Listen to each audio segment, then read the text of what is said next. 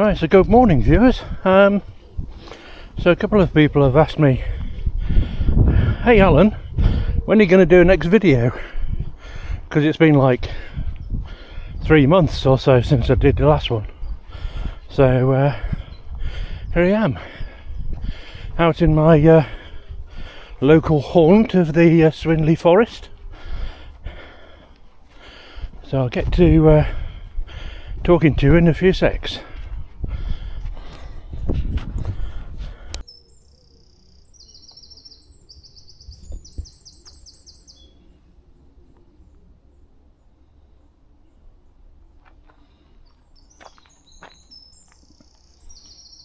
Yeah, so I had a few problems with my camera stuff. Kind of lost my GoPro batteries. Then my GoPro batteries started failing, but hey, you don't want to hear about that kind of rubbish, do you? So what have I been doing? So you may recall that I had a couple of videos back that said I am, maybe I'm wondering about going and doing Hadrian's Wall path. Maybe I'm going to go and do something else. And the whole reason for that, I think, was anxiety about surrounding around where, if I was able to go and do the West Highland Way or not. And when I kind of rationalised that anxiety, I kind of thought about it and then just went, you know what, I probably can. Let's get on and do it. But first of all, I need to go and start training. So the kind of training that I thought would be useful to do would be to enter myself into a 25k charity walk, because that's kind of like the lowest you can go to here in the UK. I know you can do like 10k runs, but I thought I'll do a charity walk. And I thought I'd do 25k, and I thought I'd do the Thames Bridges trek. So then I went on to the British Heart Foundation website, found a beginner training plan, and here I am now out doing my training plan. Getting myself fit enough to walk 25k all in one go. So yeah, so that's where I am at the moment, and I've booked holiday for next year to go and do the West Highland Way. So as soon as I finish the 25k training plan, then the plan is to start doing the training plan for walking the West Highland Way. I don't know if you've been following the weather forecast, but in the UK here it's been swelteringly hot. In the rest of the world kind of terms, they go, that's not hot. But for us lots, where our normal temperatures are in the kind of like teens, this is 30 degrees. And oh, hello, one of those magical floating leaves.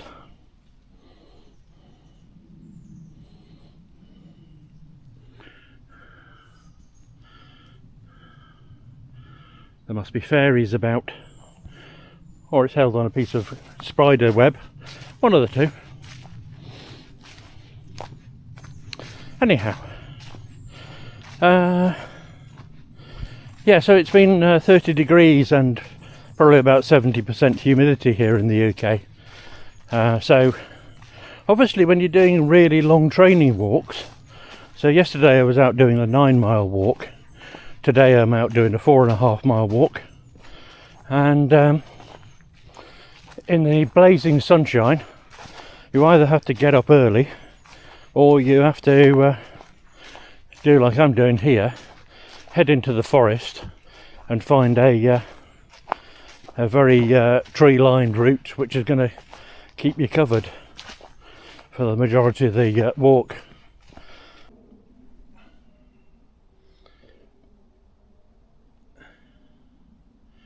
Yeah, so when I started doing this training walk thing, and obviously I mentioned the hot weather and stuff, one of the problem things about it is that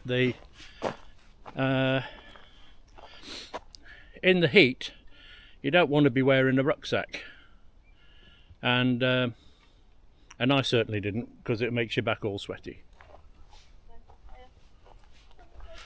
Oh, dog walkers.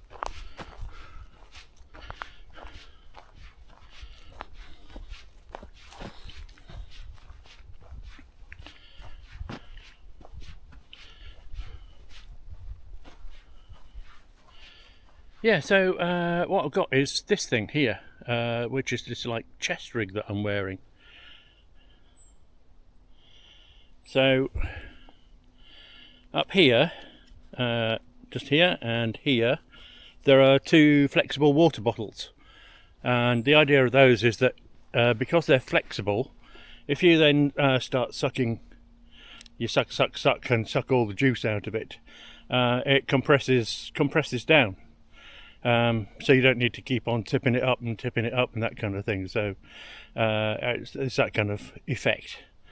And in these two bottles of they each hold about 500 ml, and they have you noticed in the UK here we talk about metric and imperial and swap in between, so we talk about miles in distance, and yet we talk about milliliters in fluids kind of thing. So hey, anyway, I diverse really. So these hold 500 milliliters, and in these front pockets I tend to put in electrolytes.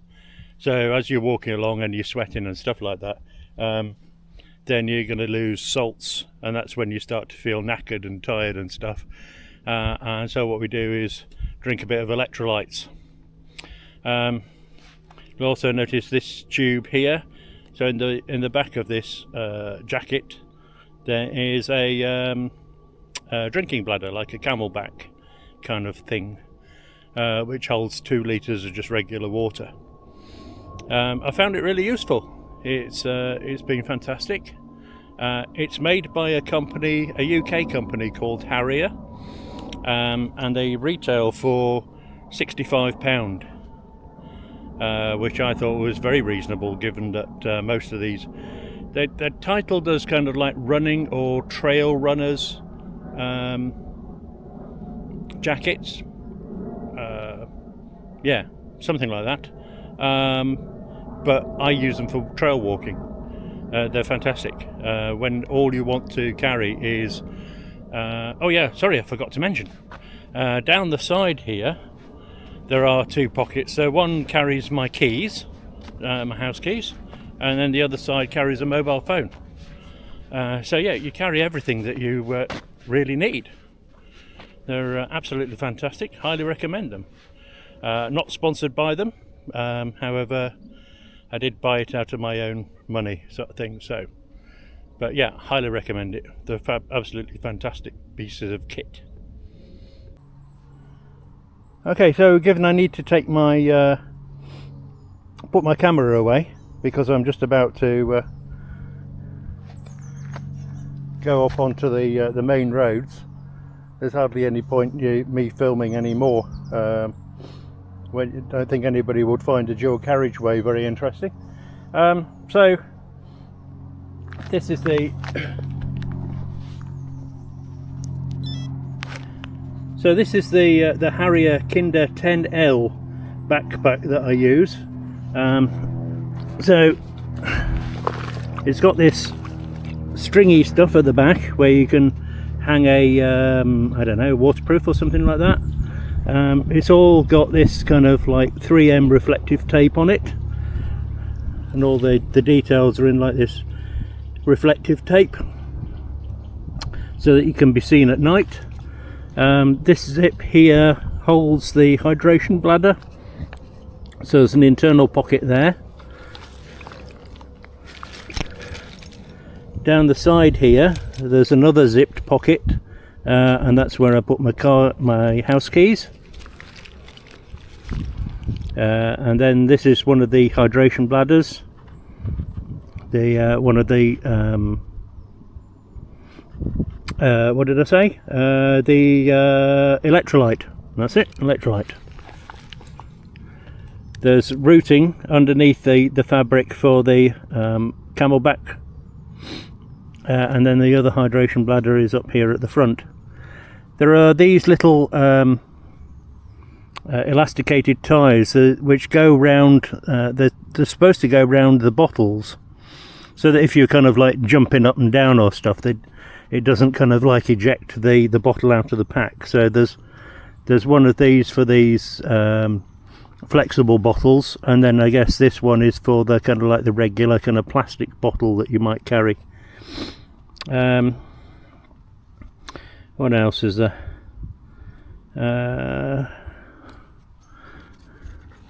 So we've got these elasticated chest straps. I think one of them has got a whistle on it, I think, somewhere.